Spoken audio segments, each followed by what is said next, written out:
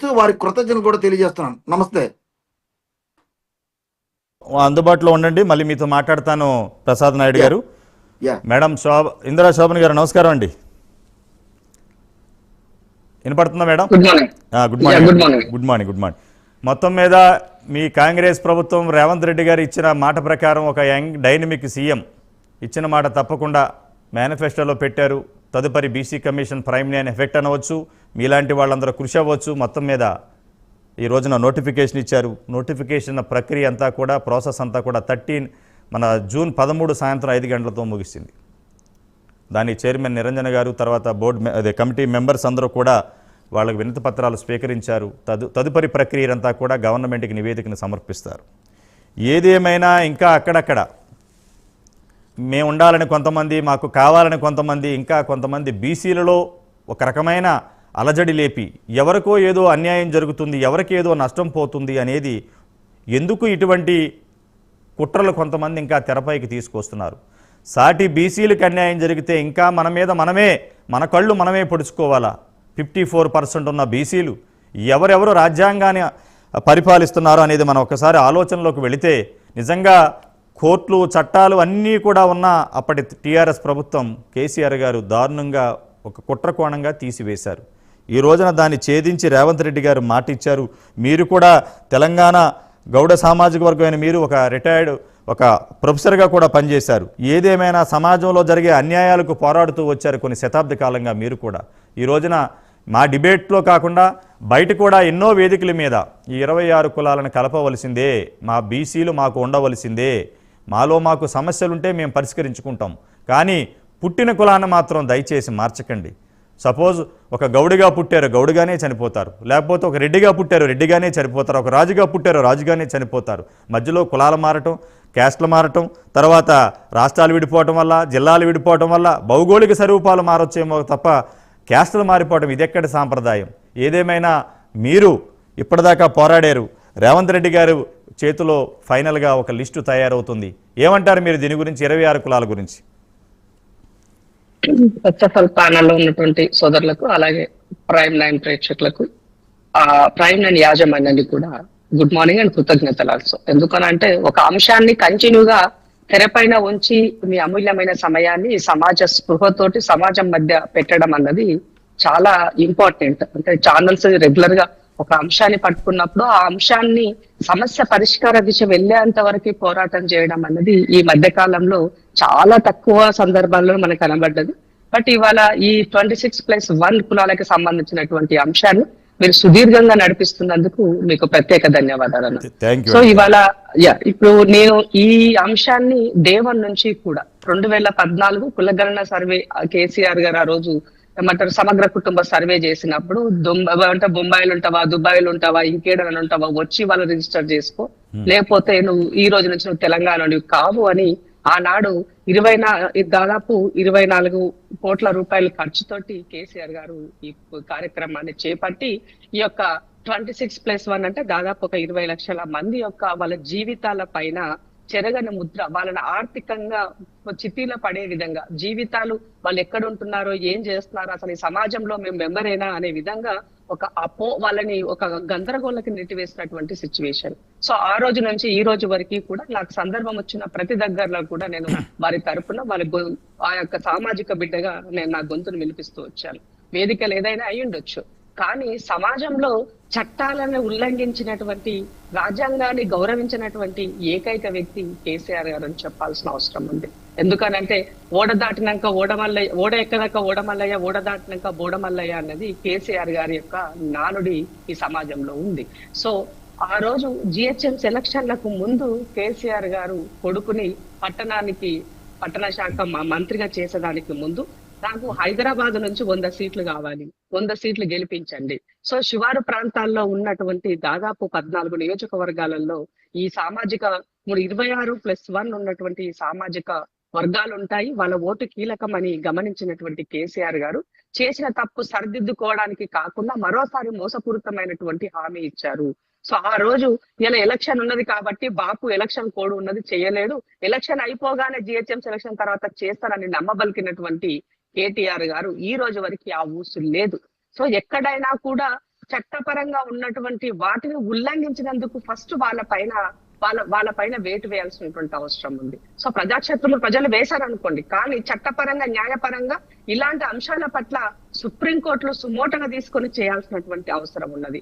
ఆ సామాజిక వర్గాలు కింద ఉన్నాయి కాబట్టి, ఆర్థికంగా బలమైనవి కావు కాబట్టి ఇవాళ వాళ్ళ యొక్క గొంతును నిలుముతాము అని అంటే ఏ విధంగా సహించేదని అంటున్నారు. బాబాసాహెబ్ అంబేద్కర్ ఇచ్చినటువంటి రిజర్వేషన్లను ఎత్తివేసే అధికారం మీకు ఎవడిచ్చాడు? కులాల బేస్ గా వచ్చినటువంటి వృత్తుల పరంగా వచ్చినటువంటి కులాలను ఎత్తివేసే అధికారం మీకు ఎవరిచ్చినారు? సో పక్క రాష్ట్రంలో ఉన్నటువంటి వ్యక్తి ఈ రాష్ట్రంలో వాళ్ళ యొక్క జీవన మనుగడ కోసం వచ్చి వాళ్ళ బతుకుతున్నటువంటి కొన్ని దశాబ్దాలుగా ఇక్కడ బతుకుతున్నటువంటి వర్గాల పట్ల వాళ్ళని తీసివేసే హక్కు మీకు ఎవరిచ్చినారు? సో ఆ 2014 సందర్భంలో విభజన ఏర్పడ్డ తర్వాత ఇమీడియట్ గా ఈ యొక్క వర్గాల ఓట్ బ్యాంక్ అన్నది అటు కాంగ్రెస్ కో ఇటు టీడీపీకో ఉంటుంది. కాబట్టి ఈ ఓటు ఎత్తు పరిస్థితిలో తెలంగాణ ప్రజలకు టిఆర్ఎస్ పార్టీకి వచ్చే పరిస్థితి లేదు కాబట్టి వాళ్ళ గొంతు కొయ్యండి అని చెప్పి ఆ రోజు మీరు చేస్తున్నారు. సో చట్టపరంగా ఆ రోజు ఉన్నటువంటి బ్యూరోక్రాట్స్ అయినా అధికారులు ఎవరైనా ఉన్నా కూడా, అలాగే ఆ ప్రభుత్వంలో భాగస్వామ్యంగా ఉన్నటువంటి ఆ రోజున రాజకీయ పార్టీ అయినా కూడా వాళ్ళ పైన సుమోటగా కేసు రిజిస్టర్ చేయాల్సినటువంటి అవసరం సుప్రీంకోర్టు పైన ఉన్నది. అప్పుడే న్యాయం బతికిందని ప్రజలు నమ్ముతారని సందర్భంగా గుర్తు చేస్తున్నా. ఇవాళ 10 సంవత్సరాల కాలం నుంచి అలా పిల్లలు చదువుకు నోచుకోకుండా, రేషన్ కార్డుకు నోచుకోకుండా, ఉన్న ఎడ్యుకేషన్ పరంగా రిజర్వేషన్లు కోల్పోయినటువంటి పరిస్థితుల్లో, ఇవాళ ఉద్యోగ పరంగా వాళ్ళ యొక్క రిజర్వేషన్లు కోల్పోయినటువంటి పరిస్థితి. మాలాంటి బతుకులకు రిజర్వేషన్లు ఉంటేనే మా బతుకులు ఈ రకంగా ఉన్నాయి. అదే రిజర్వేషన్లు అదే కులము కనుక లేకపోయినట్లయితే మా బతుకులు ఇంకా అగమ్మ గోచరంగా మారే పరిస్థితి ఉన్నది. కాబట్టి పదే ప్రతిసారి ఈ కింది వర్గాల అందరం కూడా బాబాసాహెబ్ అంబేద్కర్ గారిని పదే ఎందుకు గుర్తు చేస్తామనంటే ఈ రకమైనటువంటి అన్యాయానికి గురవుతున్నాం కాబట్టి, ఆర్థిక అసమానతలు తొలగిపోయే విధంగా ఉన్నటువంటి రిజర్వేషన్లను ఇవాళ మేము కాపాడుకోవడం కోసం ఇవాళ దేశవ్యాప్తంగా రాహుల్ గాంధీ గారు సేవ్ కాన్స్టిట్యూషన్ అని సంవిధానాన్ని రకరకాల కార్యక్రమాల ద్వారా ప్రజల్ని అవేర్ చేస్తున్నారు.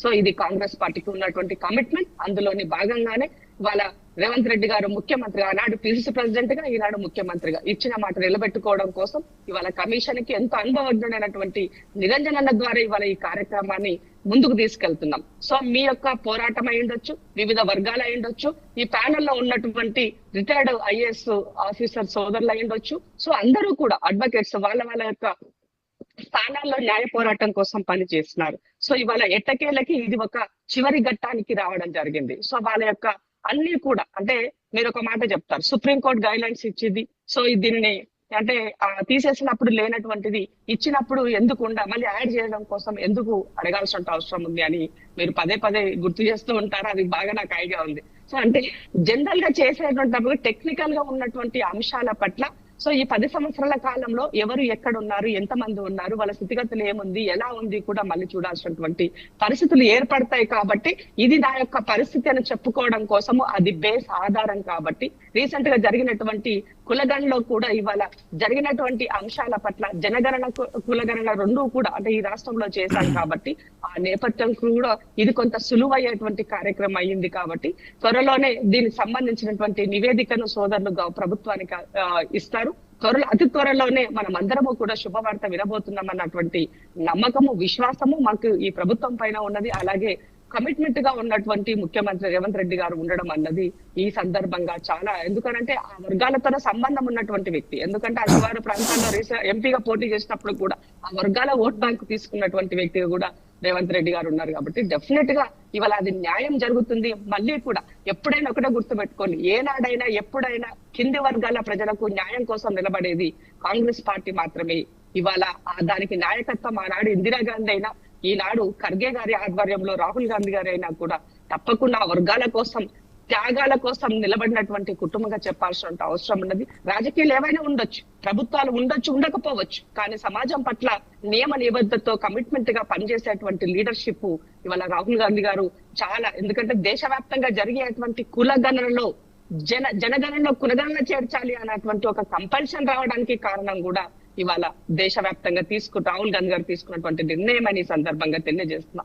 మా సోదరులు ఇందాక ఏపీ కాంగ్రెస్ నుంచి మాట్లాడుతున్నటువంటి సోదరులు ఇవాళ ఖర్గే గారు సానుకూలంగా ఉన్నారు. రాష్ట్ర ప్రభుత్వం మన దగ్గర చేయాల్సినటువంటి అవసరం ఉంది కాబట్టి ఇవాళ మనము ఢిల్లీ పోరాటాలు కాకుండా ఇక్కడ ఉన్నటువంటి సో ఏపీ నుంచి పిసిసి ప్రెసిడెంట్ గా షర్మిల గారు ఉన్నారు. సో ఆమె ద్వారా ఒక రిప్రజెంటేషన్ కూడా ఈ ప్రభుత్వానికి మనం చేయించగలిగినట్లయితే డెఫినెట్ గా ఆ ప్రజల తరపున మనకి కొంత అది బెనిఫిట్ అయ్యేటువంటి అవకాశం కూడా ఉంటుంది. కాబట్టి ఆ రకమైన ఆ దిశగా వెళ్తే ఇంకా బెటర్ గా ఉంటుందని నా యొక్క చిన్న సజెషన్ మాత్రమే. సో ఏదేమైనప్పటికీ కూడా ఎవరు చెప్పినా చెప్పకపోయినా ఈ ప్రభుత్వం కమిట్మెంట్ తో ఆ రోజు హామీ ఇచ్చింది, అదే కమిట్మెంట్ నిలబెట్టుకోవడం కోసం ఇవాళ ముందుకు వెళ్తుందని సందర్భంగా తెలియజేస్తున్నాను.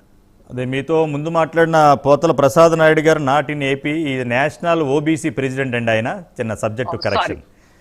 రెండవది శోభన్ గారు, నో ఇష్యూ. ఇంకొక విషయం సూటిగా సమాధానం చెప్పాలి. ఈ విషయంలో మీరు చాలా ఇబ్బందికరమైన ప్రశ్న ఇది మీకు, అయినా సమాధానం చెప్తారు. మీరు ఒక ప్రొఫెసర్గా పనిచేశారు నిజాం కాలేజీలో, తెలంగాణ గడ్డ మీద పుట్టారు, ఒక గౌడ సామాజిక వర్గం. ఒక్క విషయం ఈ బీసీలకు అర్థమయ్యే విధంగా, మీరే గనక ఆంధ్రప్రదేశ్ భూభాగంలో ఉండి ఇందిరా శోభన్ అనేవారు ఈ 26 కులాల్లో ఏదో ఒక సామాజిక వర్గంలో మీరు పుట్టుంటే, for example I'm telling you, మీరు పుట్టి ఉంటే మిమ్మల్నే గనక అక్కడ ఉన్న చంద్రబాబు తీసేస్తే మీరు పోరాటం చేసి అక్కడ మీరు ఉండడానికి వీలు లేదని మీరు అడిగితే, అక్కడ లోకల్ బీసీలు కనుక మిమ్మల్ని అబ్జెక్షన్ పెట్టుంటే మీ పరిస్థితి ఏమిటి? సమాజానికి ఒక్కసారి ఒక ప్రొఫెసర్గా, ఒక్క నిమిషం, అనేక రాజకీయ పార్టీలో నాకు తెలిసి ఒక మహిళగా వన్ అండ్ ఓన్లీ ఆర్మీగా అనేక ఉద్యమాలు చేశారు. పోలీస్ కేసులు ఉన్నాయి మీ మీద. ఉద్యమం టైం నుంచి మిమ్మల్ని మేము ఫాలో అవుతున్నాం, మీతో సన్నిహితంగా ఉంటుంటున్నాం, అన్నదమ్ములుగా, రాష్ట్రాలుగా విడిపోయిన అన్నదమ్ములుగా. నేను చెప్పిన క్వశ్చన్ మీకు ఎందుకు అడిగానో మీకు అర్థమైంది. ఒక ప్రొఫెసర్గా, ఒక రాజకీయ నాయకురాలిగా ఈ సమస్యనే జటిలం చేస్తున్నారు కొంతమంది మేధావులు. వాళ్ళని కూడా తప్పు పట్టవలసిన అవసరం లేదు. కొంతమంది ఇంకా రాజకీయాలు చేస్తున్నారు, కొంతమంది ఇంకా ఏదో ఆలోచన చేస్తున్నారు, ఎవరికో అన్నం దొరకదేమని ఆలోచన చేస్తున్నారు. 11 సంవత్సరాలుగా వీళ్ళు రోడ్డు మీద పడి మాకు అన్నం లేదు మహాప్రభు అని అడుగుతుంటే ఇంకా అనేక రకాల ఆలోచనలు, కొత్త ఆలోచనలు రావటం, తద్వారా దాని గురించి ఒక విశ్లేషణ చేయటం ఎంతవరకు సబాబు? నేను అడిగిన క్వశ్చన్ ద్వారా మీ సమాధానం మన బీసీల మధ్యలో చిచ్చు పెట్టకుండా, బీసీలు ఎక్కడున్నా బీసీలు అనే విధంగా మీ సమాధానం వస్తుంది. ఈ సమాధానం అనేక మందికి కనువిప్పు కలగాలని మిమ్మల్ని నేను తెలియజేస్తున్నాను. చెప్పండి. ఇప్పుడు స్వార్థంతో ఏ పని చేయరన్న ఒక జాతికి ఒక వర్గానికి వాళ్ళ యొక్క కుల సంఘాల పేరుతో అయిండొచ్చు, లేదా ఓబీసీ పేరుతో అయిండొచ్చు, కొంత అవేర్ గా మనం చేస్తూ ఉన్నప్పుడు న్యాయం అన్నది చాలా ఇంపార్టెంట్. సో న్యాయపూర్వకంగా వెళ్లాల్సిన అవసరం ఉంది. ఫర్ ఎగ్జాంపుల్ ఈ రాష్ట్రం అంటే పక్క రాష్ట్రం వాళ్ళు ఇక్కడ సెటిల్ అయ్యారు కాబట్టి వాళ్ళు ఇక్కడికి వచ్చేస్తే మన రిజర్వేషన్ కోటా కొంత వాళ్ళకి వెళ్తుంది. కాబట్టి ఆ నేపథ్యంలో ఇక్కడ ఉన్నటువంటి వాళ్ళు ఒకవేళ ఏదైనా అంటే మీరు చెప్పిన కంటెక్స్ట్ నాకు అర్థమైంది, నేను చెప్తున్నాను. సో ఆ లైన్ లో ఏమన్నా వాళ్ళు ఒకవేళ అభ్యంతరాలు ఎక్కడైనా తెలియజేసినట్లు అని అనుకుంటున్నట్టయితే, సో ఇది మనము ఈ రాష్ట్రానికే పరిమితం కాదు. మన ఇండియన్స్ పల్లి ఇవాళ అమెరికాలో ఉంటున్నారు, లండన్ లో ఉంటున్నారు, ఎక్కడెక్కడ ఉంటున్నటువంటి వాళ్ళు అక్కడ సిటిజన్షిప్ తీసుకొని అక్కడ రాజకీయాలు చేస్తున్నారు. సో అలాంటప్పుడు పక్క రాష్ట్రంలో అన్నదమ్ములుగా అంటే ఉమ్మడి ఆంధ్రప్రదేశ్ గా విడిపోయినప్పుడు మీరు ఎవరు ఎక్కడైనా ఉండండి, ఇక్కడ వాళ్ళు ఎక్కడ వెళ్ళండి, అక్కడ వాళ్ళు ఇక్కడ నుండి మీరు చూస్ చేసుకున్నది మీ ఇష్టం అని చెప్తున్నారు. సో ఇక్కడ స్థానికంగా ఉంటామని వాళ్ళు డిసైడ్ అయినప్పుడు మనం డెఫినెట్ వాళ్ళని స్థానికులుగానే గుర్తించాలి. కానీ అక్కడ వాళ్ళ ఇక్కడ కులం అడ్డు రాదు, ఇక్కడ స్థానికత అన్నది ఇంపార్టెంట్. సో ఏపీ ఆంధ్ర అనే డిస్కషన్ వచ్చినప్పుడు నీ స్థానికత నువ్వు ఉంటున్నటువంటి దాన్ని బట్టి ఎప్పటి నుంచి అనేది మాత్రమే discussion. Article 371D Indira Shobhan గారు, చిన్న interruption. Article 371D applicable for every citizen of India. దాన్ని చూస్తే, దాన్ని అప్లికేబుల్ చేసుకుంటే ఈ సమస్యకి మొత్తం పరిష్కారం ఆ ఒక్క చట్టంలో ఉంది. ఏమంటారు? కరెక్ట్. ఇప్పుడు అందుకే చెప్తున్నాను, ఇప్పుడు టెక్నికల్ గా ఉన్నటువంటి అంశాల పట్ల ఇవాళ నాకు నచ్చక నా కోటా పోతుందనేమో నువ్వు అడ్డుపడ్డంత మాత్రాన ఇవాళ చట్టంలో ఉన్నటువంటి వాటిని మనము బేస్ చేసుకొని తప్పకుండా చట్టపరంగా జరగాల్సిన ప్రక్రియ జరుగుతుంది తప్ప ఒకరు అడ్డుపడుతున్నారని చెప్పేసి అది అడ్డుపడే ప్రక్రియ కాదు అని సందర్భంగా గుర్తు చేస్తాను. సో ఇవాళ హైదరాబాద్ అనేది అంటే ఇంకొకటి గుర్తు చేసుకోవాలి, 10 సంవత్సరాలు ఉమ్మడి ఆంధ్రప్రదేశ్ కి రాజధానిగా ఉంది. అంటే ఆ రోజు అంటే విడిపోయిన తర్వాత కూడా ఇది రాజధాని బేస్ లోనే ఉండింది. సో ఆ రోజు చేసినటువంటి తప్పిదానికి అందుకనే మళ్ళీ చెప్తున్నాను నేను, కేసీఆర్ అతి పెద్ద దోషి ఇక్కడ. సో ఆనాడు ముఖ్యమంత్రిగా ఆయన చేసిన నిర్ణయమే పెద్ద దోషిగా మనం చెప్పాల్సి. సో ఏదేమైనప్పటికీ కూడా ఇవాళ ఆ Yes. జాతి వాళ్ళు అంటే పక్క రాష్ట్రంలో ఉండి ఇక్కడ సెటిల్ అవ్వడానికి బతకనిక ఉన్నటువంటి వాళ్ళు బతకనికి మీన్స్ అంటే ఇప్పుడు నాకు ఇక్కడ ఉపాధి లేదు, నేను ఇంకో రాష్ట్రంకి వెళ్ళి బతుకుతాను, అంత Yes, yes, మాత్రాన yes. నేను అక్కడ అంత మాత్రాన నా కులము నా జాతి మొత్తం Yes. కూడా కాదని వెళ్ళిపోతున్నా కాదు కదా. Yes. సో దేశవ్యాప్తంగా బీసీలంతా ఒక ఇందిరా శోభన్ గారు చెప్పబడుతున్నాం. ఇందిరా శోభన్ గారు చేయాల్సింది ఇంకా కొన్ని జాతులు ఓబీసీలో లేవు, దానికోసం మనం